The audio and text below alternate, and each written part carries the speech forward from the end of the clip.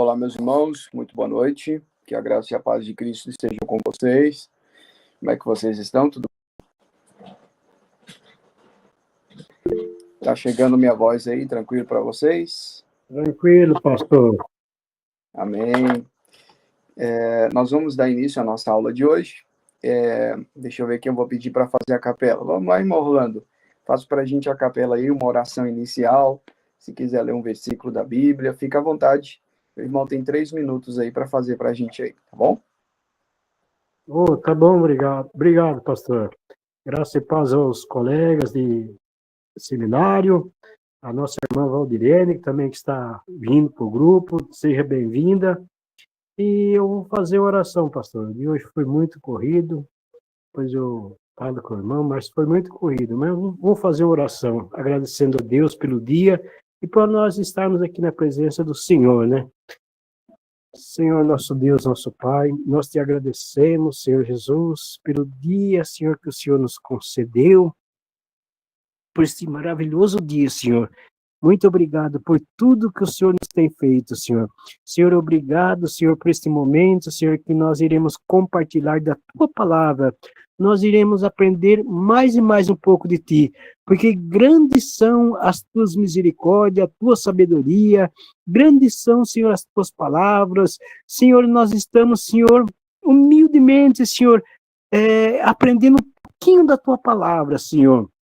Nós te damos graças, Senhor, por este grupo maravilhoso que o Senhor nos tem reunido, Senhor. Nós te damos graças por esse professor, Senhor, que tem nos orientado, que tem nos ajudado, que tem esclarecido a nossa mente, Senhor, através da Tua palavra, através do Teu Espírito Santo. Que o Senhor o abençoe a cada dia, dando da Tua graça, da Tua infinita bondade, da Tua infinita sabedoria, Senhor. E que nós possamos, Senhor, aprender mais e mais de Ti. Que nós possamos também, Senhor, sugar o nosso professor, para tirarmos o máximo, Senhor, de proveito desses estudos maravilhosos que o Senhor nos tem dado, que o Senhor nos tem concedido, Senhor. Senhor, nós te agradecemos, Senhor, por esta aula, que o Senhor abençoe, que o Senhor abra a nossa mente, Senhor, e o nosso coração, Senhor, para que a palavra possa entrar nos nossos ouvidos e atingir os nossos corações, Senhor Jesus. Abençoa, Senhor, e se conosco, nós te pedimos e agradecemos o nome glorioso de Jesus. Amém, Jesus. Amém. Obrigado, pastor. Amém, meu irmão. Graça e paz. Deus abençoe a vida do irmão de forma poderosa, oração maravilhosa e edificante para a nossa vida espiritual. Meus irmãos, nós vamos dar início à nossa aula de hoje. Nós tivemos aí 2, 3 aulas passadas com a exposição da carta aos Efésios, capítulo 1, capítulo 2, e a gente ficou de expor o capítulo 3 nessa aula de hoje. No entanto, para a gente ganhar tempo, nós vamos avançar com as noções introdutórias de calvinismo, e após essas noções introdutórias, nós entramos no capítulo 3, ou propriamente eu vou estar falando a respeito do calvinismo, e a gente vai precisar voltar nas escrituras, lá no capítulo 3, capítulo 2 e capítulo 1 de Efésios, e também, principalmente, a carta aos Romanos. Então, a gente vai devagar, e a gente vai caminhando aí com essas aulas para a glória do Senhor. Hoje, como eu disse a princípio, é somente uma introdução, então nós teremos os conceitos introdutórios a respeito do que é calvinismo e do que ele representa. Na próxima aula, nós vamos para mais pontos históricos a respeito de como surgiu o calvinismo, quando surgiu o calvinismo, que ano que surgiu o calvinismo e o que aconteceu para que nós possamos compreender melhor essas doutrinas que é chamada de calvinismo. Depois a gente vai também para o arminianismo, que não tinha esse nome, era remonstrância, e a gente vai trabalhando aí devagarzinho e vamos aprendendo juntos. Então, papel e caneta em mãos, vamos então começar a nossa aula. Só um momentinho que eu só vou fechar uma porta aqui, só um momento.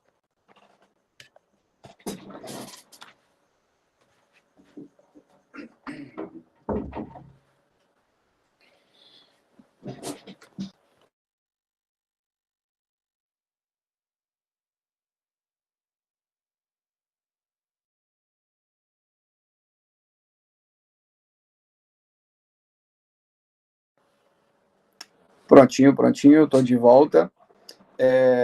Vamos lá.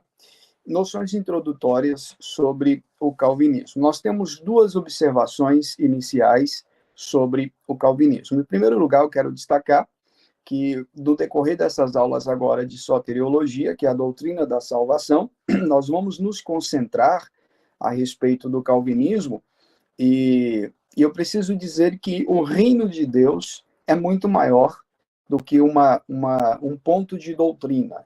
Eu preciso deixar isso muito bem claro. O reino de Deus é muito maior do que o calvinismo, do que o arminianismo. As duas linhas teológicas, elas causam muita dissensão, muita discussão, principalmente discussões aí acaloradas na internet, né?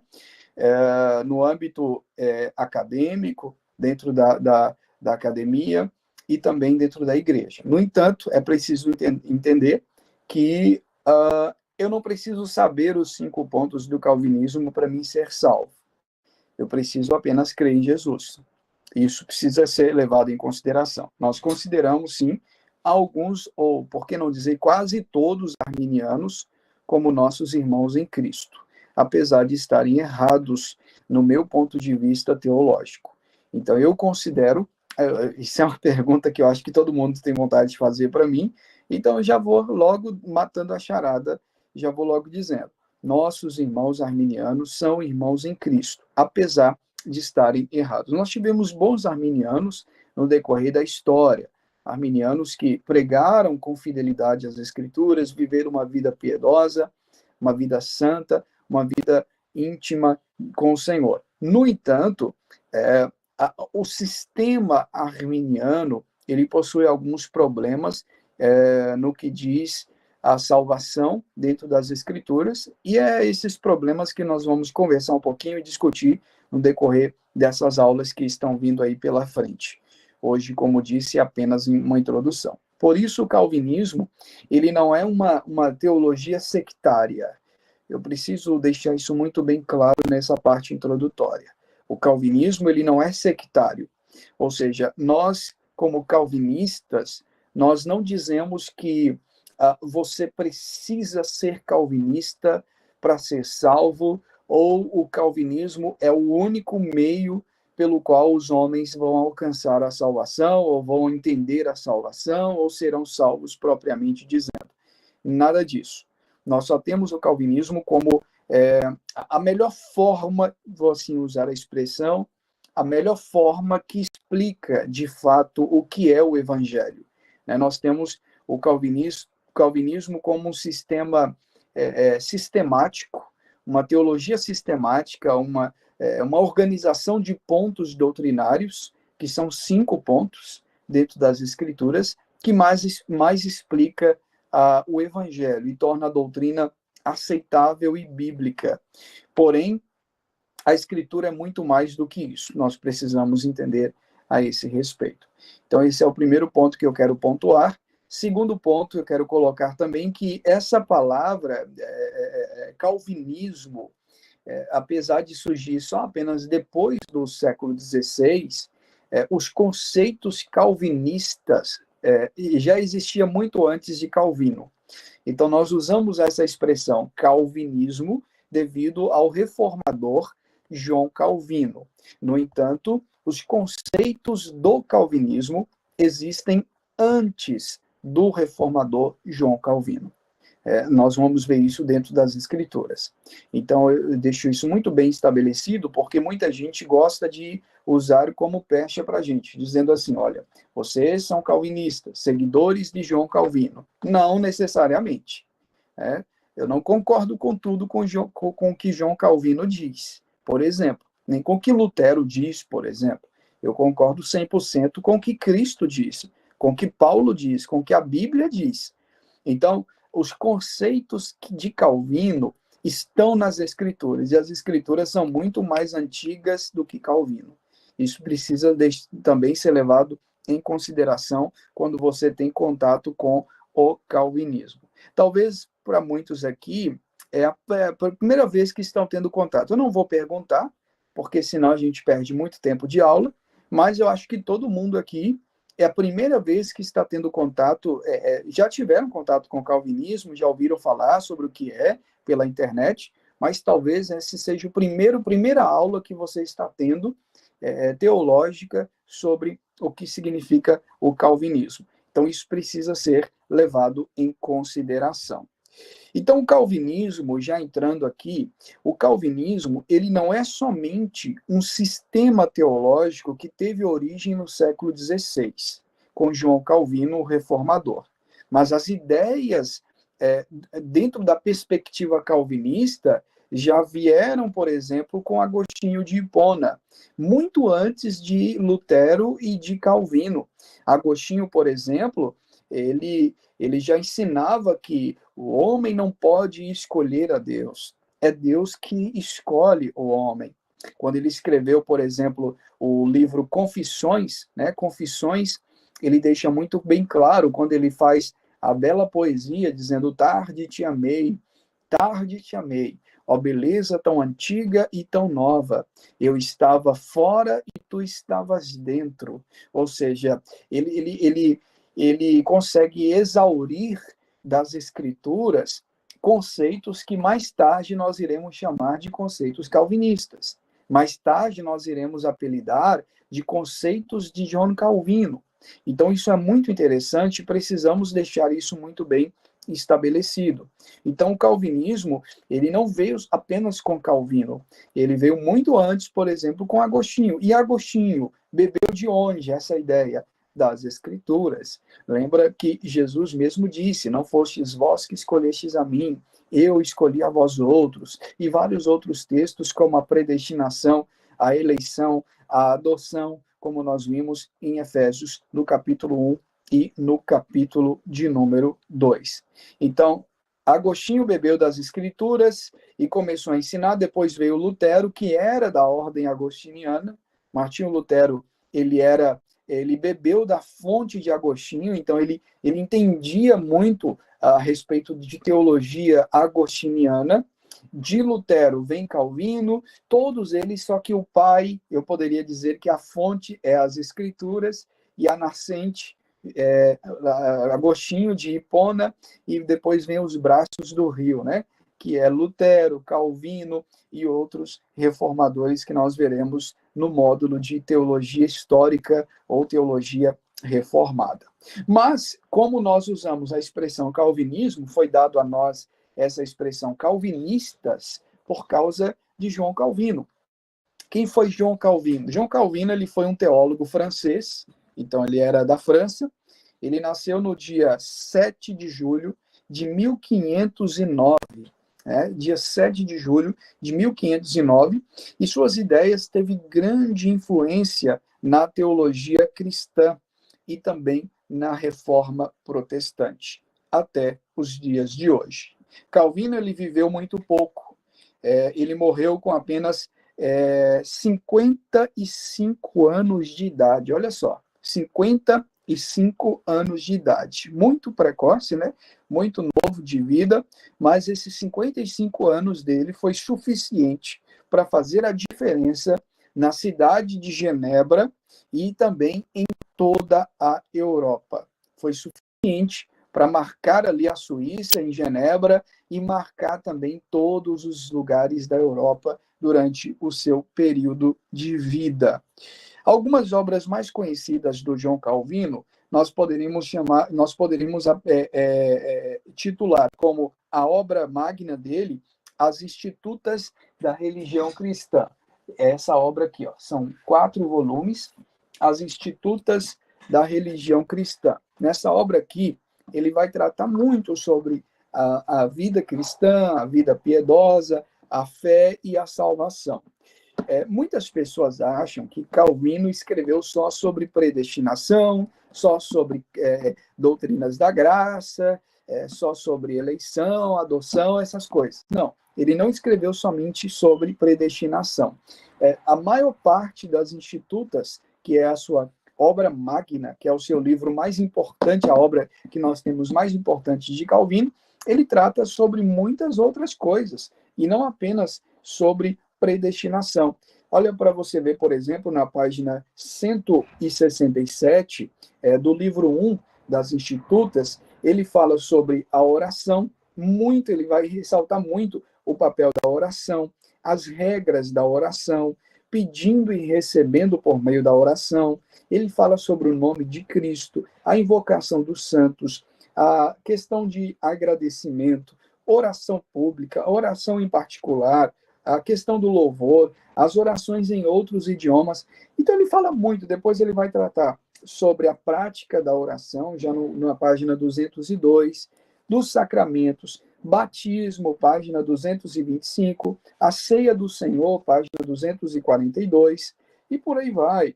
Depois ele trata também sobre o casamento, matrimônio, de acordo com as escrituras, na página 393, e também da liberdade cristã, na página 399. E por último, no último capítulo do livro 1, ele trata na página 467 sobre o governo civil, aquilo que Paulo deixou claro para nós, que nós devemos estar obedientes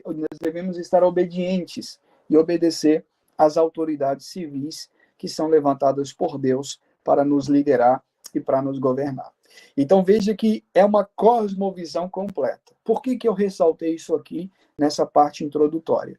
Apesar de nós vamos falar muito de predestinação, vamos concentrar muito sobre eleição, sobre predestinação, dentro das escrituras, Calvino não falou só sobre isso. É uma cosmovisão completa. O que é uma cosmovisão? Cosmovisão é uma visão do cosmo, é uma visão do mundo, é uma visão geral sobre tudo o que acontece pelas escrituras. Então, nós temos da oração, que é um dos primeiros capítulos das Institutas, até a obediência aos governos humanos aqui na Terra. Presidente, senadores, deputados, nós devemos estar subordinados a eles. Ou seja, é uma cosmovisão. Poderia dizer que calvinismo é uma mudança total de mente para as doutrinas bíblicas, para aquilo que a Bíblia realmente ensina, para aquilo que a Bíblia realmente diz. Então, Calvino foi muito importante na história da Reforma Protestante. O mais conhecido reformador, sem dúvidas, é Martinho Lutero. Todo mundo conhece Martinho Lutero por causa da Igreja Católica.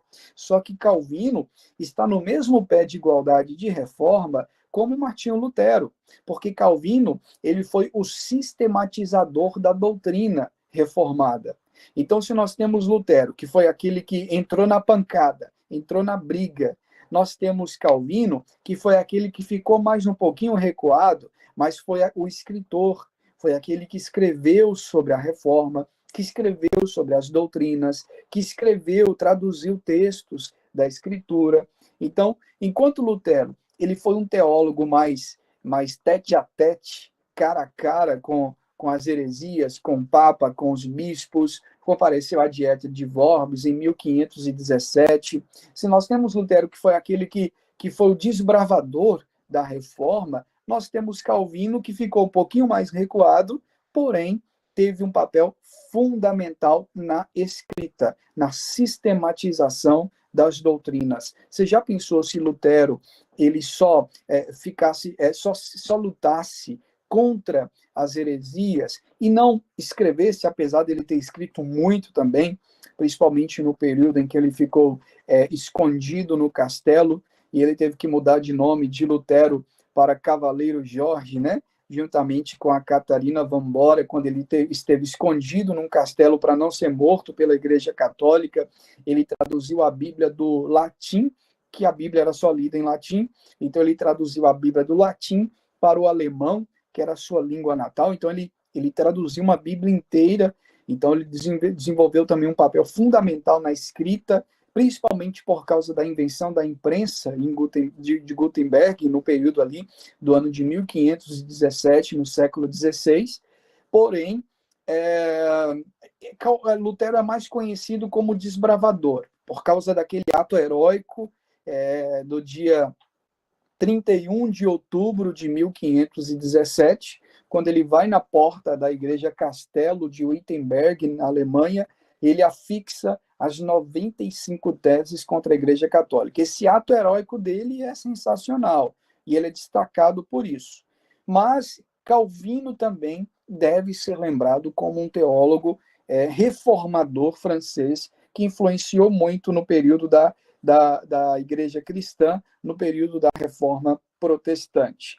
Então, Lutero lutou na Reforma e Calvino sistematizou essa luta, vou assim dizer. Sistematizou a doutrina. Então, ele influenciou a cidade de Genebra inteira. No período de Calvino, a cidade inteira praticamente estava convertida a Cristo, ao protestantismo e calvinismo. Então, ele revolucionou. Ele criou, por exemplo, escolas, ele lutou contra os quartéis de pessoas que queriam prender pessoas, por exemplo, os juros abusivos, que queriam cobrar impostos abusivos das pessoas. Ele também lutou na academia, o direito das pessoas estudarem, né, na academia, nas universidades antigas. Ele transformou um convento, que era um convento muito antigo, em um hospital, por exemplo, um hospital público na Europa. Então, ele foi um homem excelente, um homem brilhante, que desenvolveu um papel fundamental na sociedade, não apenas na teologia. Então, quando as pessoas dizem calvinismo, logo lembra de Calvino e acha que Calvino só falou de predestinação. Esquece dos feitos que ele fez no seu período de vida, que foi um curto período, inclusive. Então, ele escreveu as Institutas e inúmeros comentários bíblicos também a respeito das Escrituras. Ele fez de Genebra o centro da reforma protestante na Europa, num tempo sem tecnologia, né, sem WhatsApp, sem internet, e ele conseguiu fazer de Genebra um centro de evangelização, de missões e de evangelho reformado durante o seu período de vida.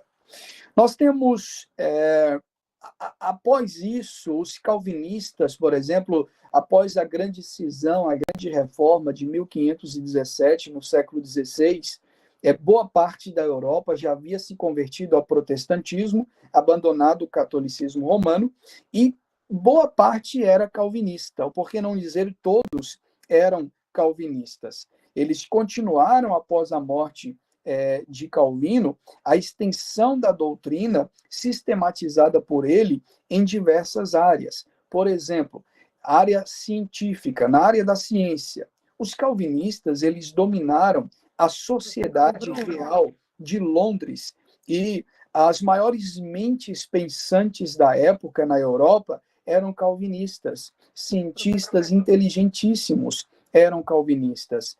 Daqui a pouco eu vou abrir para perguntas. Pode falar, irmão Valdirene, pode falar, por favor. Me perdoe, meu querido, mas tem como só centralizar a sua câmera? Porque assim, a gente só está vendo só o seu cavanhaque. Pronto, melhorou? Está vendo só o seu cavanhaque. Melhorou agora? Continua. Centraliza ela mais está mostrando o seu corpo e o seu cavanhaque. Não está mostrando só está mostrando o seu peitoral e o cavanhaque. Só um momento. Perdão aí por atrapalhar a sua explicação, mas Tranquilo, foi tranquilo. Tá Obrigado por falar aí. Melhorou agora? melhorou. Só tá vendo do óculos para baixo. Tranquilo. Isso, acho que agora está bom. Isso, obrigada. De nada, eu que agradeço. Obrigado aí por falar, porque eu me atrapalho todo aqui também. E é bom, né, a gente se ver, isso é muito importante. Apesar que eu estou vendo praticamente todo mundo aqui com a câmera fechada, mas é bom que vocês conseguem acompanhar também. Vamos lá. O centro aqui é o senhor. O centro aqui é o senhor. Não, o centro é Cristo. Eu estou mais aqui, mas o centro é o nosso Senhor Jesus, né? Brincando. Você. É bom essa pausa também, que eu aproveito e tomo água aqui. Eu começo a falar e não paro mais, não. Sobre perguntas também, se vocês tiverem alguma pergunta, tipo assim, o senhor falou rápido, eu estou anotando aqui, repete novamente, pode levantar a mão e perguntar. Essa turma aqui é uma das melhores, porque não me interrompe. Eu estou falando e consigo dar minha aula tranquilo. Já na outra turma, todo mundo é uma pergunta, é outra pergunta. Pode perguntar sem problema nenhum, tá bom? Então, vamos continuar aqui. Porque nós queremos ouvir e aprender, professor. Amém, amém. Precisa ter atenção e aprender. Porque se a gente interromper a aula, a gente perde muito tempo com perguntas. Exatamente. Por isso que eu sempre separo pelo menos 5 minutos no final para perguntas e respostas. Assim a gente consegue fluir com um tempo muito melhor e uma didática muito mais tranquila aqui para a gente trabalhar. Então vamos lá. Após a morte de Calvino, os calvinistas eles dominaram várias áreas de relações sociais. Por exemplo, os calvinistas eles foram responsáveis pela área da ciência, por exemplo. Se você puxar na história, os maiores cientistas no período dos séculos após o período da Idade Média, nós entramos, por exemplo, no período do Renascimento, que é o período após o período da Idade Média, nós temos as maiores mentes pensantes eram calvinistas. Os maiores cientistas pensantes da Europa, eles eram pessoas inteligentíssimas, eles eram protestantes e calvinistas. Na Inglaterra, por exemplo, a maioria era católica, apostólica romana, por causa da influência da Idade Média. Mas na cidade de Londres, a maioria era reformada, era protestante e reformada, né? Como vários cientistas renomados no século XVI e no século XVII. Na cidade de Paris, por exemplo, na França, os reformados também eram, em grande maioria, na ciência e também no desenvolvimento da tecnologia da época. Eles eram pessoas eram reformados, eram cristãos que saíram da Igreja Católica, que se converteram ao protestantismo e aderiram à fé calvinista. Vamos para a área da educação. Então, na área da ciência, tanto na cidade de Londres quanto em Paris, nós temos aí as maiores mentes pensantes da ciência. Na área da educação, os calvinistas eles foram responsáveis pela fundação de diversas universidades, as melhores universidades do mundo, por exemplo, como as universidades de Yale, foi fundada por calvinistas, a Universidade de Harvard foi fundada também por calvinistas, a Universidade de Princeton foi fundada por calvinistas, a Universidade de Stanford foi fundada por calvinistas e assim sucessivamente. As maiores universidades que até hoje são referências na área da educação foram fundadas em grande parte ou foram ajudadas na fundação por cristãos reformados, que são pessoas que saíram do catolicismo romano, então se tornaram evangélicos, ou depois que veio essa palavra evangélicos, mas eram protestantes, reformados, calvinistas, que aderiram às ideias de João Calvino. Daí você começa a entender o quão grande foi a importância do calvinismo nos períodos aí após o período da Idade Média. Na área da economia também os calvinistas dominaram, com a origem no sistema capitalista.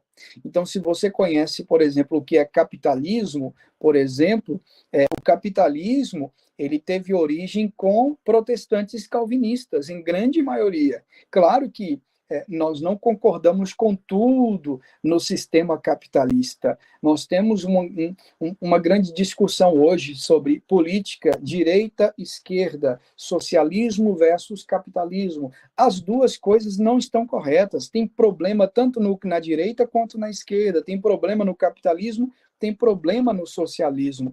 Só que o capitalismo começou com a ideia de reformados, de calvinistas reformados, né?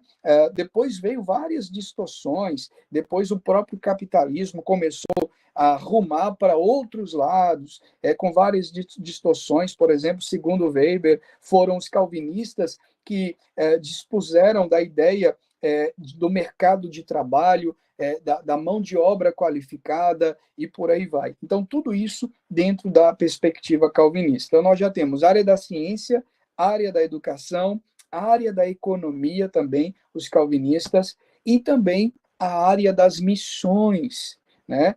Os maiores missionários que levaram o evangelho ao mundo foram missionários calvinistas. Nós poderíamos citar alguns, como William Carey. William Carey, ele foi um grande missionário, foi considerado o pai das missões modernas. Ele era calvinista. O David Brainerd foi um grande missionário que pregou entre os índios silvícolas, né, os índios norte-americanos, lá nos Estados Unidos da América. Ele conseguiu levar muitos índios a Cristo. Então, foi um grande missionário norte-americano. John Patton e etc. Vários missionários. Nós temos o príncipe dos pregadores, que veio recentemente, né, que foi o Charles Haddon Spurgeon, que até hoje é tão falado, é tão lido, tem muitos livros, era calvinista. Então, nós temos uma dominação no meio cristão, em missões, também no meio calvinista. Então, no Brasil, por exemplo, a Igreja Reformada da Holanda enviou missionários calvinistas aqui para o Brasil para evangelizar. Adivinha quem são os primeiros missionários que chegaram aqui no Brasil depois do período da colonização? Foram missionários calvinistas, reformados, né? O que nós conhecemos hoje aí de igrejas pentecostais, neopentecostais, isso é muito novo. Isso veio de 100 anos, tem um século apenas. Nós estamos falando aqui do período da descoberta do Brasil, do período dos jesuítas, né, no período da colonização. Os primeiros missionários que vieram após esse período, que inclusive foram mortos, foram calvinistas, né? Muitos morreram em terras brasileiras por pregar a mensagem protestante, por pregar e evangelizar a mensagem de Cristo. Então, os primeiros missionários aqui no Brasil vieram pregando aos índios e foram rechaçados e até perseguidos por Portugal, pelos portugueses. Então, nós temos aí, na área missionária, os calvinistas dominando. Isso vai para quem diz que calvinista não evangeliza. Muitos arminianos gostam de dizer aí, calvinistas não evangelizam. E isso é uma falácia, porque eles dominaram a área de missões. Eu poderia citar aqui inúmeros homens calvinistas que deram a vida por pregar a mensagem do evangelho para as pessoas na sociedade. E temos também na área teológica. Os calvinistas também dominaram na área teológica. Então, os calvinistas, eles produziram o maior número de obras teológicas que nós temos nos dias de hoje. O maior compêndio de teologia sistemática do mundo são teologias calvinistas. Então, são muitos teólogos, como o famoso Charles Spurgeon, né, o Louis Berkhof, que inclusive nós estamos trabalhando muitos conceitos dele, né? O Louis Berkhof, quase que caiu aqui. Louis Berkhof, ele produziu esta obra aqui, ó, Teologia Sistemática, e várias outras obras do Berkhof que nós estamos trabalhando, eu sempre estou indicando para vocês, né? O D.A. Carson está vivo até hoje, um grande teólogo. O Gordon Clark, também um grande teólogo. O Charles Hodge, também bom teólogo, fundador da Escola Teológica de Westminster, da onde veio vários documentos que foram produzidos, por exemplo, o Catecismo Maior e o Breve Catecismo de Westminster, que são catecismos ou símbolos de fé adotado por igrejas reformadas, como a Igreja Presbiteriana do Brasil. O Martin Lloyd Jones, que também foi um bom teólogo calvinista, e a gente poderia, não tem fim, é uma lista enorme de bons calvinistas que escreveram muitas obras que edificam a nossa vida espiritual e a vida cristã. Então, nós temos aí uma infinidade de pontos em que o calvinismo, no decorrer do tempo, no decorrer dos séculos, foi crescendo, foi se desenvolvendo e foi alcançando várias áreas da sociedade. Isso aqui, nessa parte introdutória, nessa aula de introdução é somente para vocês entenderem a importância do calvinismo, tá? A importância do calvinismo. Na próxima aula, por exemplo, nós vamos trabalhar de forma mais abrangente os pontos do calvinismo, o que o calvinismo defende e o que contrapõe ao calvinismo. Então, nós temos também algumas obras calvinistas, por exemplo, as maiores ideias foram sistematizadas dentro do conceito calvinista, nas confissões de fé do século XVII. Entre elas estão a mais famosa, a Confissão de Fé de Westminster, escrita por teólogos puritanos. Um outro ponto também que eu esqueci de mencionar, os puritanos. Os puritanos ingleses, eles eram todos calvinistas. Nós temos aí, no período puritano, depois vocês vão estudar em casa, eu vou enviar alguns links para vocês lerem, alguns artigos sobre os puritanos, vocês vão se apaixonar, a história deles, a vida deles, como eles viviam em santidade, em oração, em temor a Deus, em consagração, e todos eles calvinistas, pessoas bíblicas. Então, muitos teólogos puritanos também, por exemplo, foram convocados pelo parlamento inglês para doutrinar a igreja, para trazer a doutrina bíblica para a igreja. Então, eles foram convocados, por exemplo, numa assembleia famosa, em uma igreja muito grande, maior que uma catedral, chamada Abadia de Westminster, no ano de 1646.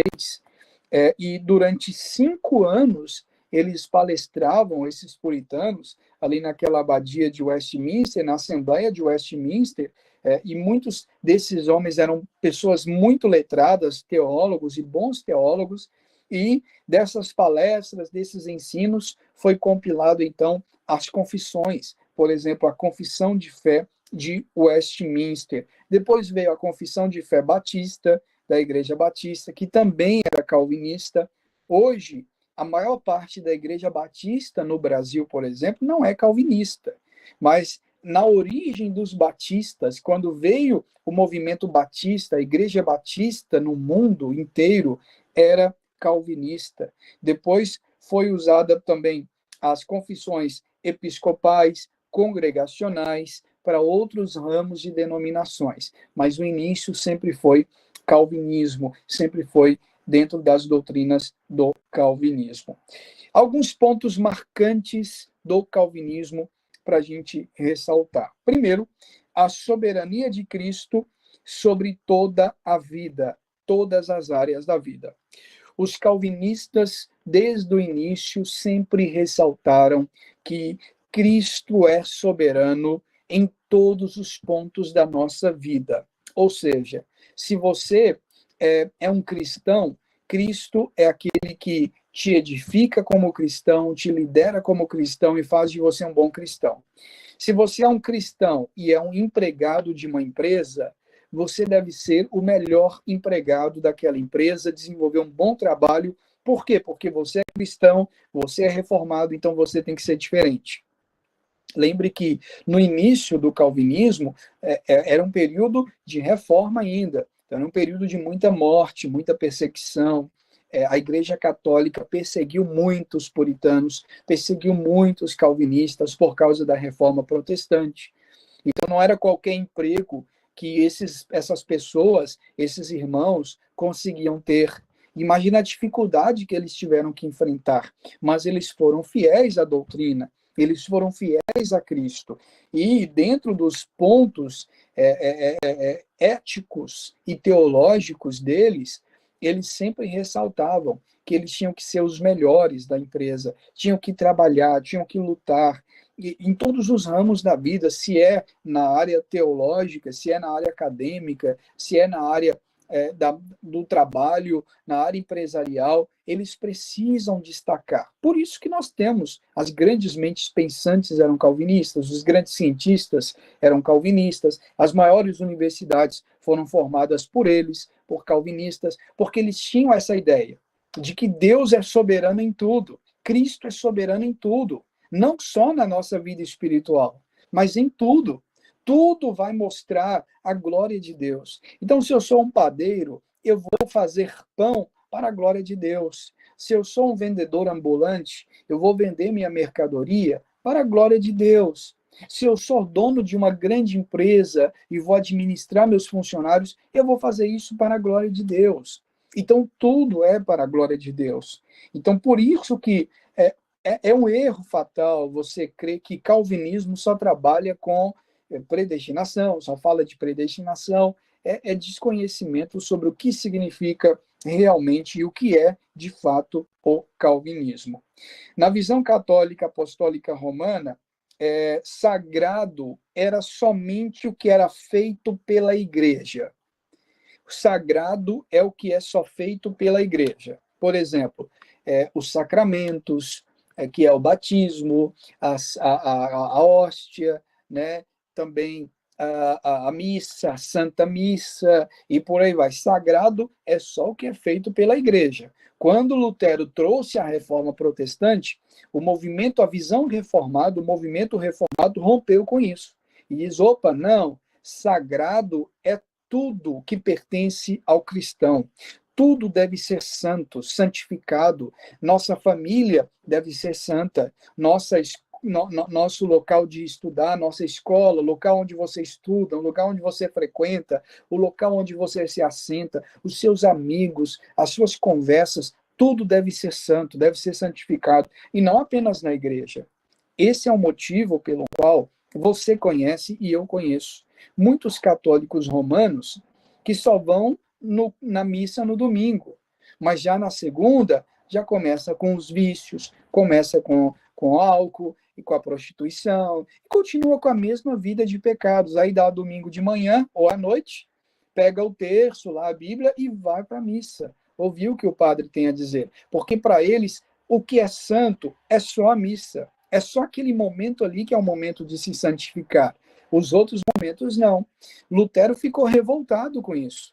E ele diz, opa, isso é um abuso da fé. Isso é um assinte. Isso é trágico. Nós devemos ser santos em todo momento, porque nós somos cristãos. Então, os reformados, eles tiveram essa ideia de ser santo em toda a nossa maneira de viver, como diz as Escrituras. Então, a reforma mudou o pensamento, mostrando que Deus é Senhor de tudo em nossa vida, dentro e fora da igreja, dentro e fora do templo. É por isso que Deus tem servos dele em muitos lugares. Quem foi que disse para você que Deus só chamou pessoas para serem pastores, para serem pregadores? Não. Deus chamou pessoas também para serem bons médicos, bons advogados, bons juízes, bons delegados, bons policiais, servos de Deus em todas as áreas. Tem que ter servo de Deus em todas essas áreas. E Deus coloca pessoas dele nesses ramos. Então, essa perspectiva é uma perspectiva reformada. Lembra que eu falei no início que é uma cosmovisão, é uma visão por completo do mundo, em todos os ramos do mundo, em todos os ramos da existência humana, nós vemos a soberania de Deus. Por quê? Porque com a reforma protestante, rompeu-se a ideia do sacerdócio, né? Rompeu-se a ideia o que é chamado de continuação sacerdotal. Porque dentro da perspectiva católica romana, santo era somente o sacerdote. O sacerdote é santo, o santo padre, né? Santo padre. Eles tinham tudo isso como santidade. Sua santidade, santo padre. A reforma protestante rompeu com isso, porque a Bíblia diz que todos nós somos sacerdotes. Todo cristão é rei e sacerdote, como diz as Escrituras. Então, todos nós somos pequenos sacerdotes de Cristo, pequenos servos de Cristo. Então, a reforma protestante tirou a glória que era colocada somente no padre, somente na Igreja Católica, e mostrou que todos nós agora podemos ter esse momento de santidade, de santificação, de orar e de buscar a Deus. Se no período da Idade Média as pessoas não tinham sequer uma Bíblia, porque só a Bíblia era escrita em latim. Só o padre poderia ler o latim, né? As pessoas não podiam estudar.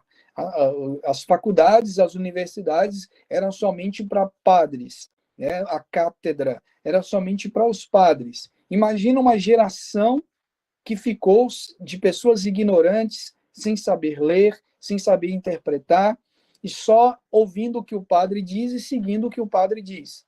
E o padre rezava latim de costas. Ele não rezava latim olhando para as pessoas não entender nada. Além de falar em latim, que ninguém entendia, ainda virava de costas. Né? Então, imagina o grau de ignorância. Lutero, quando rompeu com a Igreja Católica, ele mudou completamente a área até de ensino, porque a partir de Lutero, as pessoas começaram a dizer, opa, nós também temos direito de conhecer as línguas originais, de ter uma Bíblia, de ler a palavra de Deus. Então ele deu ao povo o livre exame das Escrituras. Não a livre interpretação, porque ninguém pode interpretar a Bíblia de qualquer maneira. A Bíblia tem seu próprio método interpretativo. Mas ele deu ao povo o livre exame, ou seja, todo mundo tem direito de ter uma Bíblia, ler por si mesmo e ver o que realmente Deus está dizendo pela palavra por si mesmo, a partir da sua própria experiência e da sua própria perspectiva. Então, a fé reformada é muito mais do que 5 pontos do calvinismo. É uma visão de mundo por completo. É uma cosmovisão completa e centrada nas Escrituras. Conceito de graça comum dentro do calvinismo. Nessa parte introdutória, eu preciso também ressaltar. Os calvinistas, eles faziam distinção entre 2 tipos de graças de Deus. Existe uma graça que é chamada de graça especial. O que é graça especial? Essa graça especial é dado somente à igreja, somente ao povo de Deus, somente aos eleitos. É uma graça salvadora, é aquela graça que salva, ou seja, sem mérito, né? Não merecimento, nós não merecemos, fomos salvos pela graça. Essa é a graça especial dada somente aos eleitos, somente ao povo de Deus. Mas existe uma outra graça que eles chamavam de graça comum. O que é graça comum? A graça comum Deus dá para todas as pessoas. Na Bíblia diz que Deus manda chuva para justos e injustos, justos e ímpios. O sol nasce para bons e nasce para ruins. Ou seja, o sol, a chuva, são graça comum. É uma graça que Deus envia para todas as pessoas, porque todos são criaturas dele. Então ele dá a própria vida, o respirar, né, o ar que respira, já é uma graça comum que Deus dá para todas as pessoas. Né? Só que a graça salvadora é somente para quem é salvo, é somente para os eleitos. Então, eles faziam essa distinção. E é por isso que muitas pessoas, muitas vezes, me perguntam, uma pergunta muito que surge é, posso ouvir música secular? Posso ouvir música mundana? A resposta é, depende de tipo de música que você vai ouvir.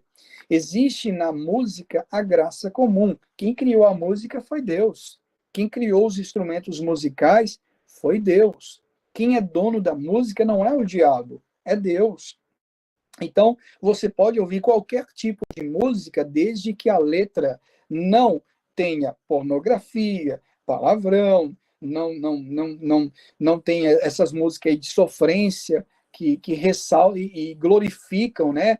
Tudo que há de errado, por exemplo, o adultério, a prostituição, essas coisas o cristão não deve ouvir. Mas uma boa canção, com boa letra, né?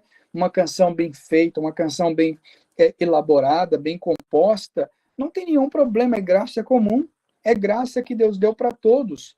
O carro que você anda, por exemplo, é uma graça comum. Ou Deus vai dar um carro, Deus vai permitir que somente os cristãos, os reformados, os espirituais vão comprar um carro. Não, todo mundo vai ter um carro. Ou você acha, por exemplo, que a fábrica de carros, por exemplo, não vou citar nome aqui de fábrica, mas uma companhia de carros aí, é de crente. Não, talvez o dono é um satanista, talvez o dono é adorador de Satanás, mas por causa disso você vai deixar de usar? Claro que não, Você vai usar porque é uma graça comum. A Bíblia diz que todas as coisas são santas para quem é santo, são puras para quem é santo. Colocamos a mão, está abençoado por Deus. Então, isso nós chamamos de graça comum. Tudo isso é graça comum. Então, tudo isso está dentro de uma perspectiva, inclusive, calvinista. Dentro da perspectiva calvinista, eles faziam essa distinção entre graça soberana, que é chamado de graça salvadora, e também graça comum.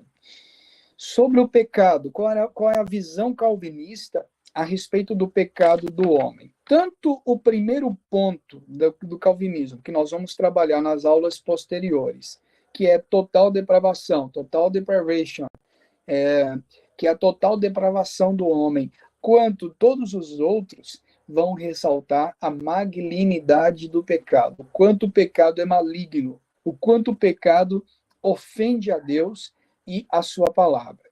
Por isso, nós cremos em uma salvação, nós não cremos em uma salvação social, em uma salvação de todas as pessoas, ou em uma solução de todos os problemas da humanidade. Porque o pecado ainda existe. Se existe o pecado, existirá muitos problemas na humanidade. Eu, por exemplo, eu sempre digo, eu não creio numa salvação do Brasil, por exemplo. A situação que o Brasil vive. Pessoas pobres, pessoas que ainda passam fome, pessoas que têm dificuldade, não conseguem trabalhar, viciados em drogas. O problema não é política, não é um governo. O problema não é governo tal ou governo tal. O problema é o pecado. Esse é o problema do ser humano. Não é a política, não é o sistema social, não é dar dinheiro para as pessoas. Se você dá dinheiro, não vai resolver nada, porque eles vão pegar o dinheiro e vão usar o dinheiro para o pecado. O problema está no pecado. A solução é Jesus, a única solução é Cristo. Então, o pecado está no coração do homem. Então, não tem como. O pecado já está na natureza humana, já vem na natureza humana. Nós, muitas vezes, pensamos no pecado como um vírus que você pega e está contaminado. Não, o pecado não é um vírus. O pecado não é algo que você vai pegar para contaminar. O pecado já está na sua natureza. Não está de fora para dentro, está de dentro para fora. Jesus disse que não é o que entra que contamina, mas o que sai da boca que contamina, porque lá no interior do coração é que procede o adultério, a prostituição, os maus pensamentos, o roubo. Tudo isso vem lá de dentro do coração do homem, não é algo que ele vai adquirir lá fora. Então, Sigmund Freud, por exemplo, diz que uma criança, quando nasce, e eu estou estudando psicanálise, né, e eu não concordo com o que ele diz, por exemplo, que quando uma criança nasce, ele é como uma folha de papel em branco, que cabe à sociedade imprimir nessa folha o que ele vai ser. Então, se ele nasceu numa periferia, ele vai ser um drogado, vai ser um bandido, vai ser alguém. Mas se ele nasceu num palácio, ele vai ser bem educado, vai ser bem... Isso não tem nada a ver uma coisa com a outra. Existem bandidos de terno e gravata, por exemplo. Não tem nada a ver uma coisa com a outra. Porque o pecado não é influência. O pecado não é por influência. O pecado é por natureza. A natureza humana é má. A natureza humana é pecadora. Independente se ele está num palácio ou se ele está na favela. A natureza humana é pecadora. Todos estão debaixo do pecado, ricos e pobres. Então, questões sociais não diz nada a respeito de pecado. Né? Então, por isso que, na perspectiva reformada, é Deus que liberta o ser humano, porque a natureza do homem já é má por nascimento, por natureza. Por isso, nós só fazemos, nós não só fazemos, por exemplo, causas sociais, nós não só lutamos por causas sociais. Eu vejo um problema muito sério na igreja evangélica, e aqui é uma crítica sobre o que muitas pessoas fazem nas igrejas. É bazar, é fazer isso, é ajudar a cesta básica para fulano. E tem que fazer? Tem. Tem que fazer? Tem. É necessário? É. Importante? É.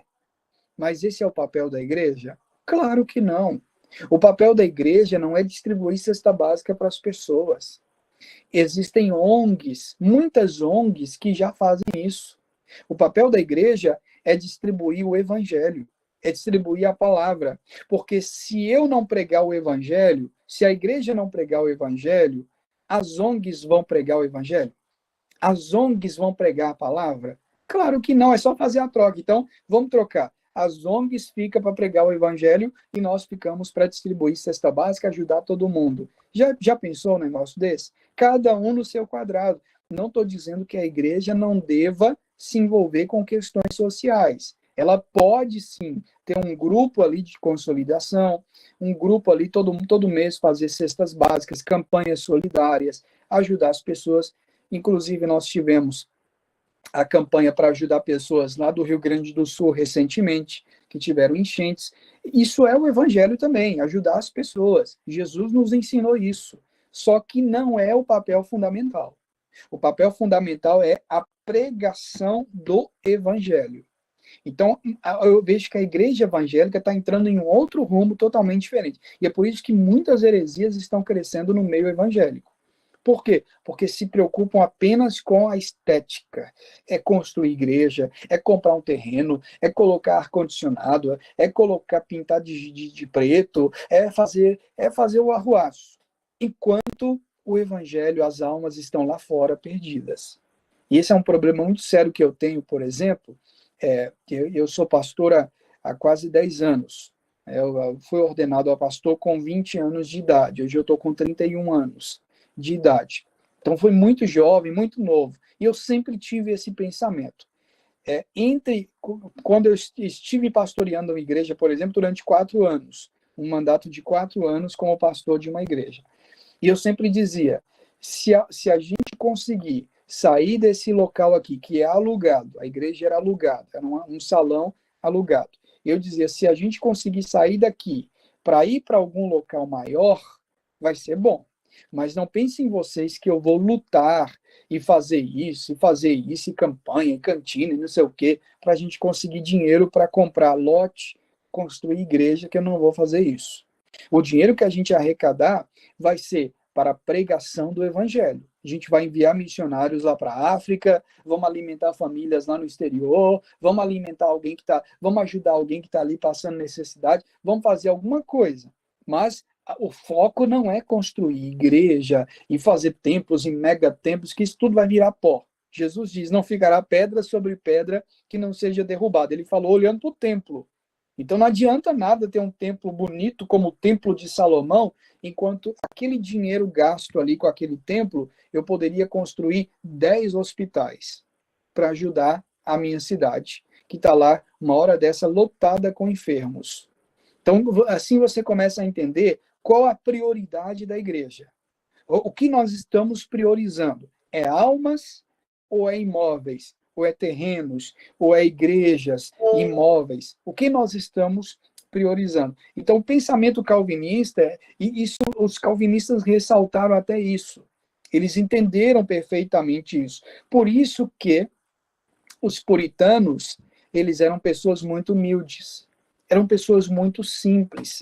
Pessoas honestas, trabalhadoras, mas eram pessoas muito simples. Apesar de eu ter dito aqui no início que os maiores pensantes, as maiores universidades foram criadas por calvinistas, nós temos uma ala de pessoas inteligentíssimas, nós temos também pessoas muito simples no calvinismo, devido a essa ideia de que o reino de Deus é maior do que nossas posses. O reino de Deus é maior do que nossas coisas. Não que nós não podemos ter riqueza e posses. Nós devemos lutar para ter, porque quanto mais riqueza nós tivermos aqui, mais nós vamos poder ajudar a obra do Senhor. Então, se Deus multiplicar sua sementeira, é para você plantar, é para você fazer a obra dele. Então, glorifique a ele no pouco e glorifique a ele também no muito. Isso sempre foi uma perspectiva reformada. Deus fez o rico e Deus fez o pobre. As duas coisas. Deus fez o rico para ajudar a obra dele. E Deus fez o pobre para depender dele. Deus fez o rico para ajudar o pobre e fez o pobre para depender do rico. Isso é bíblico. Está nas Escrituras. Nós temos pessoas riquíssimas que serviram a Deus. Salomão, nós temos Zaqueu, que era um homem rico, Nicodemos, que era um homem rico, a tumba que Jesus foi enterrado, por exemplo, José de Arimateia era um homem rico, Lídia era uma empresária, uma mulher vendedora de púrpura, lá em Atos dos Apóstolos. Pensa numa mulher próspera, era Lídia. Mas nós temos Paulo, que não tinha uma capa para vestir, o maior apóstolo do Novo Testamento, não tinha uma capa para vestir na hora da morte.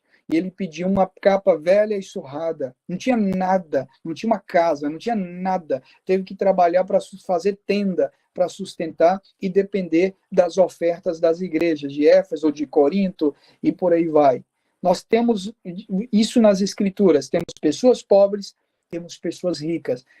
Ambas fazendo a obra de Deus e glorificando a Cristo. Isso é uma perspectiva calvinista também. Nós precisamos entender que ricos e pobres são pecadores e precisam de arrependimento. E a gente já está quase encerrando nossa aula introdutória dentro da perspectiva calvinista, o poder redentor de Cristo. Nós cremos que Cristo é o que salva os pecadores. Como eu disse anteriormente, no calvinismo nós temos também a doutrina do sacerdócio universal. O que é a doutrina do sacerdócio universal? Todo cristão é um ministro de Cristo. O calvinismo crê que todos nós somos sacerdotes em áreas distintas da nossa vida. Você é um sacerdote como esposo, você é um sacerdotisa como mulher, você, como esposa, você é um sacerdote como filho, você é um sacerdote como empresário, você é um sacerdote como empregado. Em várias áreas da nossa vida nós devemos demonstrar um ministério, um sacerdócio. Isso é muito interessante. Para a gente caminhar para a conclusão, o conceito de mordomia do calvinismo. Deus deu ao homem suas coisas. Deus deu ao homem vida, Deus deu ao homem muitas coisas, mas elas são emprestadas. Logo, nós somos mordomos, somos responsáveis por aquilo que Deus nos confiou. Nossos bens, nossa família. Por isso, os calvinistas, eles são muito mais controlados. Eu já vi pessoas dizendo assim, não vou naquela igreja, porque é uma igreja calvinista, chego lá, eu sou uma pessoa mais simples, e eu vejo muita gente que tem condições melhores do que eu. A questão, muita gente gosta de dizer que calvinista, ele tem mais condições. Veja que o calvinista, ele é mais controlado, porque ele sabe que todas as coisas vêm de Deus. Não foi apenas confiado para nós. Então, a gente não vai desperdiçar, a gente não vai gastar, a gente vai ser muito mais responsável. E o calvinista, ele é aquele que mais estuda. Você vê a quantidade de material, de livro que calvinista gosta de ler e de estudar. Logicamente, se é aquele que mais estuda, vai ser aquele que mais vai se sobressair, vai ser aquele que mais vai conseguir um emprego melhor, algo melhor, para viver aqui nesse mundo. Então, tudo parte do seguinte ponto, de que um calvinista bíblico é aquele que entende que todas as coisas foram feitas por Deus e que ele deve ser o ministro de Deus em todas essas coisas. Então, ele vai trabalhar muito, ele vai ser o melhor trabalhador para ele ter condições para ajudar a própria obra do Senhor. Isso é muito interessante.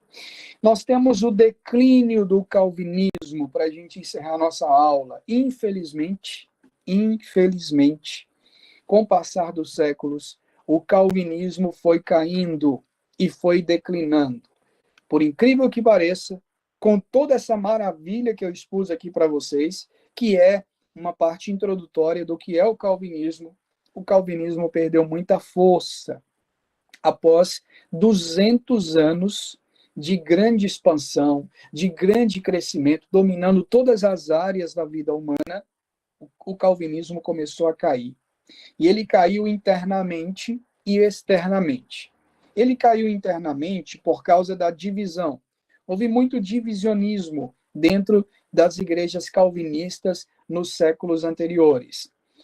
Houve, por exemplo, o liberalismo teológico, a gente vai falar sobre isso lá na frente. Houve também o pietismo também, a gente vai falar lá na frente sobre isso. Houve também o racionalismo, O racionalismo foi fatal, foi terrível, e conseguiu destruir muitas igrejas calvinistas. Então, nós temos uma divisão interna, e o calvinismo perdeu muita força a partir ali dos séculos 17, 18 e século 19. Perdeu muita força. Depois nós temos o declínio externo, o declínio interno e o declínio externo. O declínio externo, a secularização, a laicidade do Estado. E nós temos, recentemente, o pentecostalismo, que cresceu muito a partir do século XIX, mais provavelmente ali no século XIX para o século XX, o pentecostalismo, e, por último, o arminianismo, que começou a surgir, e a gente vai falar sobre todas essas ondas aí que vieram nas aulas posteriores. Isso é só uma introdução. Então, com tudo isso que veio, o calvinismo começou a perder suas forças. As denominações calvinistas começaram a se dividir, começaram a brigar entre si. Algumas viraram liberais, outras viraram racionais, outras secularizaram, outras entraram para os ramos do pentecostalismo, mais recentemente, e do arminianismo. Então, o calvinismo perdeu muita força. Eu poderia falar aqui sobre todos esses ramos. Nós temos aqui, olha, o liberalismo, o pietismo, o racionalismo, a secularização, o Estado laico, a laicidade, o pentecostalismo e o arminianismo. Vou deixar tudo isso aqui para a aula que vem. E eu vou dar uma tarefinha para vocês, para que vocês continuem durante a semana estudando sobre isso.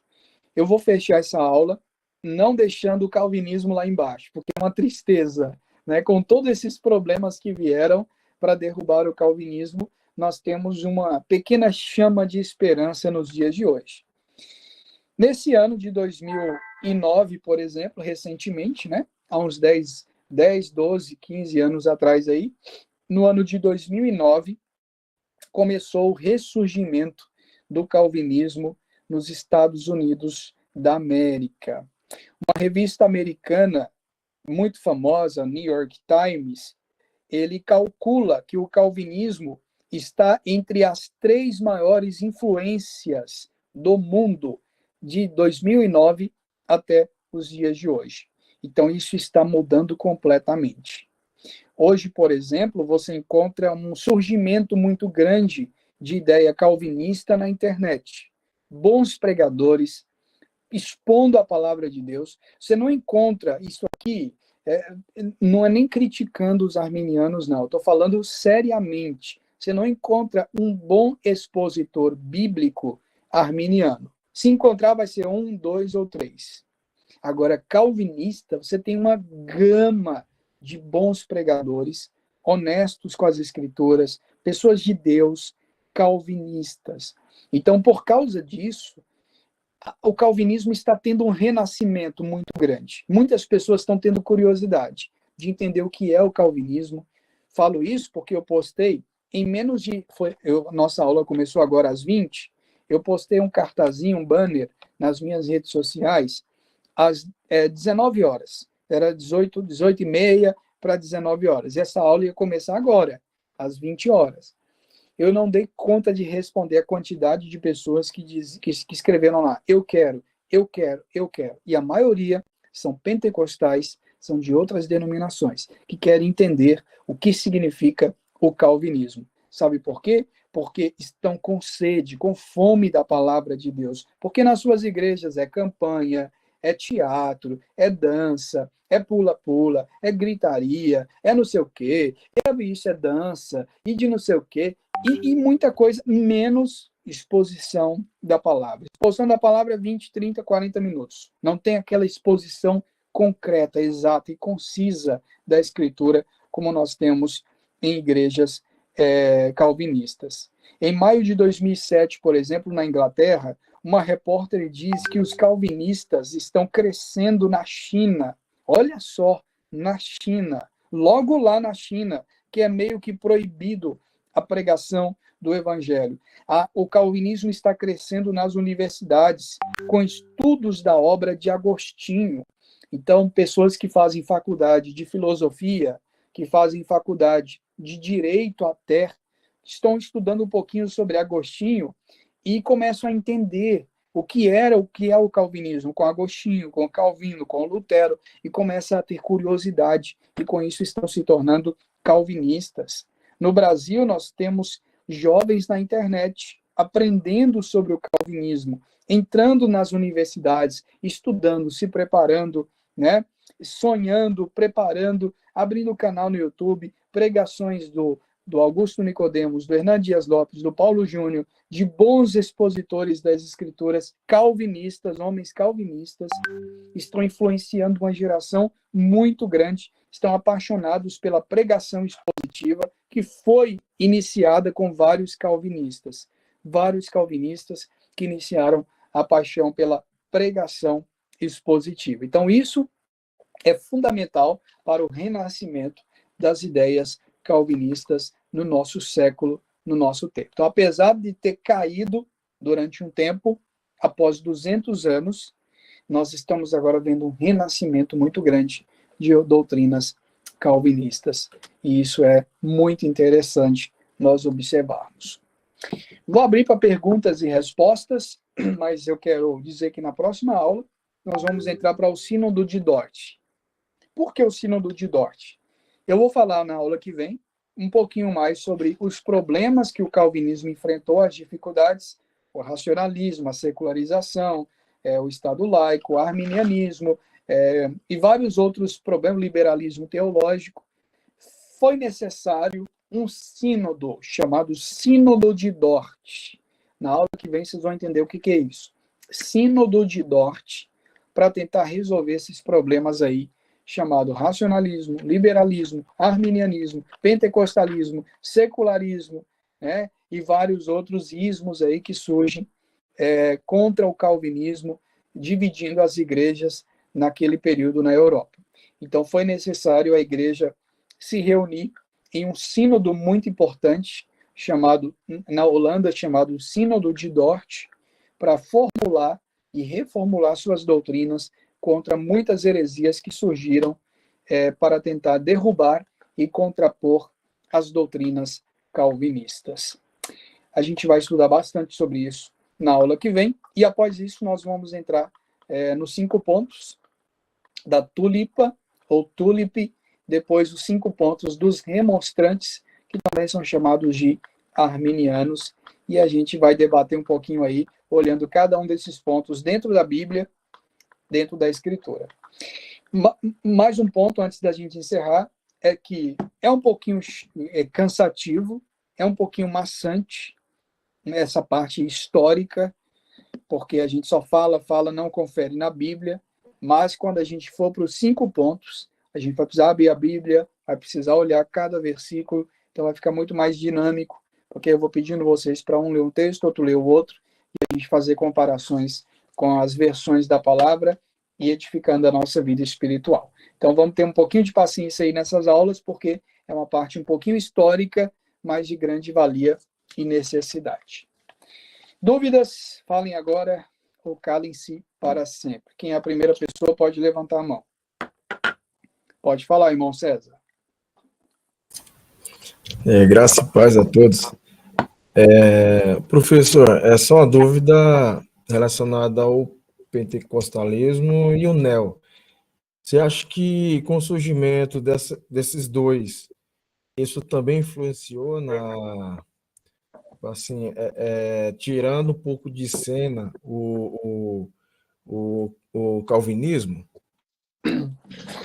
Não apenas o pentecostalismo e o neo. Existia um movimento entre os puritanos, e eu vou explicar lá na frente, chamado de pietismo. O que era o pietismo? O pietismo era um grupo de entusiastas, eles também foram chamados de entusiastas. Eram pessoas que começaram muito bem. O foco deles era na oração, e eles queriam ficar muitas horas, por isso nós temos aí vários puritanos que oravam 5, 6, 7 horas de joelho. Então, quanto a isso aí, o calvinismo ressaltava ainda isso aí. é necessário o poder da oração. Vocês viram que eu mostrei aqui, os primeiros capítulos das Institutas é sobre o que é a oração e a importância dela. Tranquilo. O problema é que, com o passar do tempo, muitas pessoas começavam a deixar de ir ao culto para ir para que hoje nós chamamos de monte, né? Que os pentecostais gostam, os pietistas iam para a floresta. E eles ficavam lá orando muitas horas, mas não estudava a Bíblia, não ia para o culto, não tomava ceia, não tinha exposição da Escritura. Então, os calvinistas daqueles períodos ali dos puritanos, eles começaram a rechaçar isso. Isso não é obra de Deus, isso aí. Como que uma obra de Deus vai fazer as pessoas saírem, vai fazer as pessoas não conhecerem a palavra? Não é só orar, é orar e conhecer, é graça e conhecimento, é as duas coisas. Então, não devemos orar, mas devemos conhecer a palavra, senão nós vamos ficar bitolados, né? Se você só orar e não ler as escrituras, você fica louco. Mas se você só conhecer as escrituras e não orar, você fica gelado. Então, as duas coisas andam juntas. Então, os calvinistas ressaltaram isso, por exemplo. Houve um documento a respeito do pietismo, eu vou citar isso na próxima aula. Mas, respondendo sua pergunta, o pentecostalismo, seguindo essa linha, lembrando aí do pietismo, trouxe uma grande dificuldade também, não só para o calvinismo, mas para o próprio arminianismo histórico. Por próprio arminianismo histórico, apesar do pentecostalismo ser denominado também arminiano, todos os pentecostais são arminianos, mas o arminiano raiz, o arminiano original, raiz mesmo, ele não concorda com essas práticas que muitas vezes são feitas no movimento pentecostal e neopentecostal. Então foi um problema não só no meio calvinista, mas no meio cristão propriamente dizendo, porque quando você tem algo que valoriza as emoções, é muito mais fácil. É mais fácil eu fazer se eu fizesse dessa aula aqui falando de coisas espirituais e revelando todo mundo e falando outros idiomas, outras línguas, talvez teria muito mais pessoas aqui do que eu ficar dando aula, lendo, falando de livro, falando de coisa antiga. O povo gosta de experiência, o povo gosta de arrepiar, de pular, de gritar. Então, por isso que o pentecostalismo cresceu muito, não só no Brasil, mas no mundo inteiro. Porque as pessoas preferem aquilo que mexe com elas do que elas procurarem na fonte estudar mesmo. Então, prejudicou, sim, muito o calvinismo e prejudica até os dias de hoje. Não estou dizendo que é 100% errado. Tem muita coisa boa dentro do pentecostalismo. E a gente pode até citar isso. Eu vou falar um pouquinho sobre o pentecostalismo, cada um dos pontos, mas a grande massa pentecostal, o grande ponto é que prejudica muito o conhecimento das escrituras, o movimento que surgiu no século XX, final do século XIX para o século XX, que é o movimento pentecostal. Alguém tem mais alguma dúvida? Irmão Marcos Antônio pode perguntar. Graça e paz, reverendo, e aos demais irmãos alunos. Diante de toda essa explicação aí, e diante da matéria que nós estamos estudando, a chamada soteriologia, tem alguns que pregam uma vez salvo, salvo para sempre, né? Aí a minha pergunta seria hoje, baseada tem alguns textos que menciona, eu ia fazer uma pergunta dentro desse aprendizado aqui. O crente em Jesus, pode perder a salvação? Não, ele não pode perder, porque ele também não pode conquistá-la. Ele não conquistou por conta própria. Quem salvou o crente foi Deus. E se o crente salvou, se Deus salvou o crente, quem vai tomar a salvação da mão de Deus? Paulo diz que nem a morte, nem a vida, nem os anjos, nem principados, nem a altura, nem profundidade, nem o perigo, nem a espada, nada pode nos separar do amor de Deus que está em Cristo Jesus. Ou seja, se foi Deus que te salvou, você não perde a sua salvação. Isso é bíblico, isso está nas Escrituras. Agora, isso não implica dizer que agora que eu estou salvo, eu posso viver no pecado. Não. Quem vive no pecado não foi salvo. Pelo fruto você conhece a árvore, disse Jesus. Então, se você é salvo, você tem que dar fruto de salvação. Você tem que viver em santidade. Uma coisa não se separa da outra. Deus te salvou, mas salvou de quê? Ele salvou você de quê? Ele salvou você do pecado. Como é que você vai andar no pecado? Sendo que ele te salvou de lá. Ele te salvou do pecado. Então, uma vez que Deus te salvou, você não vai perder aquilo que é dele. Porque a sua salvação está na mão de Deus. Ele diz, das minhas mãos ninguém as arrebatará. Eu sou o bom pastor dá vida pelas suas ovelhas, e das minhas mãos ninguém vai tomar. Se você está na mão de Deus, ninguém vai tirar você de lá. Nem você mesmo.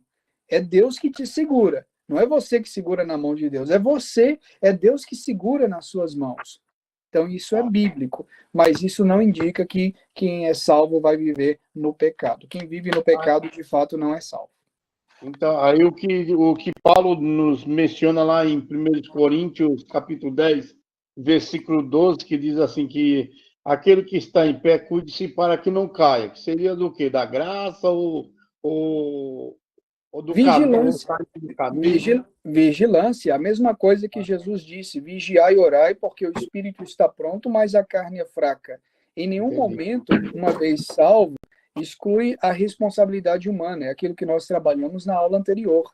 A soberania de Deus anda junto com a responsabilidade humana. Deus manda que nós desenvolvemos a nossa salvação. Aí depois vem o outro versículo lá em Filipenses e diz, mas é ele quem opera, tanto querer quanto realizar. Ou seja, nós precisamos cuidar para que nós não caiamos. Mas quem é que vai nos fortalecer? Quem é que vai nos santificar? Quem é que vai nos fazer ficar em pé? É o próprio Espírito Santo. Então, o que nós temos que fazer? É orar e buscar de Deus a sua face. Porque quem vai nos fortalecer é a palavra. Quem vai nos fortalecer é Deus. Nós precisamos ficar de pé, mas quem nos mantém de pé é o próprio Senhor Deus. É Ele mesmo. Nós precisamos orar, mas quem é que nos faz orar? É Deus. Nós precisamos fugir do pecado, mas quem é que nos convence do pecado, da justiça e do juízo? É o Espírito Santo. Então, nós precisamos fazer tudo aqui para agradar a Deus. Mas quem é que vai nos fazer com que nós agradamos a Deus? É o próprio Deus. Em nós opera não nossa carne, em nós opera o próprio poder de Deus, diz as Escrituras. Então, as duas coisas, soberania de Deus e responsabilidade humana. Entendi. Esse conceito aí, esse argumento, não seria o argumento de Agostinho, não, né? Agostinho ele ressaltou isso no sentido de que eu só posso amar, o tarde te amei, por exemplo. Eu estava dentro, eu estava fora e tu estavas dentro. Então eu só pude amar porque o Senhor me amou primeiro. Isso está na Bíblia. Então Agostinho ele tinha essa ideia assim, de que nós amamos porque Deus nos amou primeiro. E quem disse isso é a própria Bíblia Sagrada. Então ele ressaltava isso muito bem também. Entendi. Tá bom, meu professor. É só isso aí que eu queria perguntar aí na aula de hoje. Deus abençoe. A gente vai chegar lá. Inclusive, esse é o quinto ponto. Tem vários versículos, né? Tem vários textos bíblicos. Em Hebreus, capítulo 2, versículo 3, né? Que diz que nós não podemos... Por exemplo, lá em Hebreus, capítulo 2, versículo 3, diz que nós não podemos negligenciar a tão grande salvação que tanto de pé que nos rodeia, né? É exatamente. Não, é nossa responsabilidade permanecer em Cristo. Soberania de Deus e responsabilidade humana, elas andam juntas. Nós devemos tirar nossos olhos da carne, não olhar para o pecado, fugir do pecado, resistir ao diabo, e ele fugirá de vós, diz as Escrituras. Então, nós temos que fazer muitas coisas, mas quem nos orienta a fazer é o próprio Deus. Quem nos ajuda a fazer é o próprio Deus. As duas coisas, a soberania de Deus e a responsabilidade humana. Temos que fazer por onde, né? Exatamente. Muito bem, meu amado. Deus abençoe, reverendo. Amém, meu querido. Orlando, pode perguntar aí, meu Orlando. Pastor, é possível hoje um armeniano ser convidado para pregar na linhagem calvinista, vice-versa? Sim, nós temos exemplo disso, por exemplo, na Igreja Presbiteriana de Pinheiros, o pastor Ival, ele tá quebrando esse paradigma aí. Claro, não é qualquer pessoa, porque a igreja reformada, veja só, por que é difícil um arminiano pregar numa igreja calvinista? A gente trabalha com exposição bíblica. Se eu estou expondo Salmo 1, no domingo que vem eu vou ter que expor o Salmo 2. Então tem que ser o mesmo pregador ou um pregador que tem a mesma linha de raciocínio, porque senão vai expor totalmente diferente. Então a gente sempre trabalha com a exposição bíblica versículo a versículo. Isso é chamado de lectio continua, pregação expositiva. Então é necessário que alguém tenha, pelo menos, mesmo sendo arminiano, mas tenha uma boa bagagem teológica para saber expor aquele texto de forma correta. Então, por isso que é uma resistência muito grande, mas isso está sendo quebrado aí. Tem alguns arminianos aí que são convidados, e eu acho isso bonito, eu acho isso interessante, porque doutrina, aquilo que nos une, que é o evangelho, deve ser diferente, deve ser maior do que aquilo que nos diverge, que há alguns pontos que são secundários, que não são em matéria de salvação. Agora, quando a gente trata de Cristão do Brasil, Testemunho de Jeová, Universal, essas coisas, aí nós cremos que é seita. Nós não cremos que devemos comungar como irmãos em Cristo. Pastor, outra observação, podemos dizer, o João Calvino e o Armínio, eles não eram inimigos, né? Foi de um certo período em que os próprios seguidores que fizeram praticamente essa inimizade, né? Exatamente. O Armínio, ele respeitava muito o Calvino, né? Apesar da discordância, ele chamava Calvino de mestre, de meu professor. Então, o problema são os seguidores de Armínio, depois da morte dele, inclusive, que ressuscitaram algumas coisas que ele tinha dito, que ele tinha falado na universidade, dando aulas das Escrituras. Então, alguns seminaristas dele, é como se eu, como professor de vocês, estou ensinando alguma coisa aqui e vocês guardaram isso, anotaram, e depois que eu morrer, aí vocês começam a falar a respeito do que eu disse. Foi a mesma coisa com o Armínio. Ele era professor, e após a morte dele, passou alguns anos, os alunos dele começaram a difundir aí contra os calvinistas, contra Calvino. Mas ele propriamente respeitava muito os calvinistas e o próprio João Calvino. Ô, pastor, uma perguntinha bem, não sei se seria pessoal. O irmão já ouviu falar no Mestre Teles, né? Sim, eu vi ele lá no Instagram. Muita gente me marcou lá em alguns vídeos. Ele desce a lenha no irmão. O que o irmão fala sobre isso? O que o irmão sente sobre isso? Ele já chegou até chamar o senhor de ser educado. Esse rapaz não tem educação nenhuma. Exatamente, a resposta é essa. O que eu vou falar com uma pessoa dessa? Uma pessoa que não consegue conversar. Agora, se fosse alguém, por exemplo, que chegasse, gravasse um vídeo ali, me refutando e falando, olha, vamos conversar, você está errado nisso, esse ponto aqui você está errado, e esse ponto você está errado. Agora você grava um outro vídeo para se defender. Aí tudo bem. Agora, quando o camarada já começa num nível tão baixo desse, chamando o outro de herege, dizer o que, ele já chama, os vídeos dele eu vi lá, ele já começa, ou chegou o mestre não sei quem, não tem como conversar com uma pessoa dessa, né? Uma pessoa que se acha melhor do que os outros. Então eu prefiro não responder, eu não vou dar palco para esse tipo de pessoas. Então por isso que eu não respondo. Eu respondo aquelas pessoas que me chamam no privado para conversar, que quer marcar uma live, um debate, aí tudo bem. Agora, pessoas que se acham melhor do que os outros e acham que está com essa bola toda, quando você vai ver, não é nada. Né? Quem muito fala, né? Meu avô, ele gostava de dizer que quem tem muito papo não sai nada. Então, é necessário a gente ter muita paciência com isso. Mas eu oro por ele, eu quero que ele encontre aí a verdade do evangelho e sossegue o coração dele aí. Mas muita gente me marca nos vídeos dele lá que ele grava falando de mim aí. Obrigado, pastor. De nada. Mais alguma dúvida? Senão a gente vai encerrar nossa aula. Nosso horário já extrapolou. Vamos orar então, agradecendo ao nosso Senhor. E na próxima aula a gente continua aí esse ponto. Vamos orar. Senhor, nós queremos te louvar, te agradecer por esta aula gloriosa e maravilhosa. Pedimos que o Senhor nos ajude e nos dê um final de semana de paz na sua presença. Nós te louvamos e te agradecemos para a glória do teu nome. Em nome de Jesus. Amém. Deus abençoe os irmãos. Ótima noite. Eu vou subir essa aula gravada lá no grupo para vocês assistirem e anotarem novamente, tá bom? Um grande abraço. Deus abençoe.